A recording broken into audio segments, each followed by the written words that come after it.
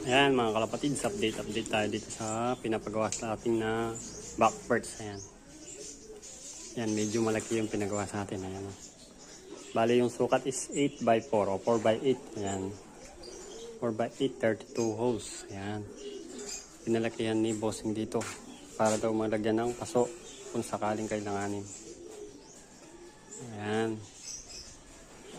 May linagyan natin ng mga suporta muna habang pinapatayo natin yung mga pandikit para ma-secure natin na hindi siya mag-iba yung posisyon niya.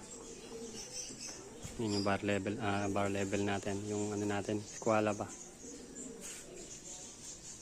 Yan, hindi pa natin ito na naliliha.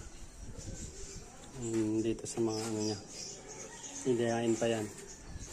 Yun yung mga pandikit natin. Ayan. Dinagdagan natin para may kapit talaga. Medyo lumaban siya. Sobrang haba. Ayan, medyo magalaw na siya. Sobrang haba. Sobrang talaga. Ayan. Ayan, sana magustuhan ni bossing yung ating ginawa para sa kanya.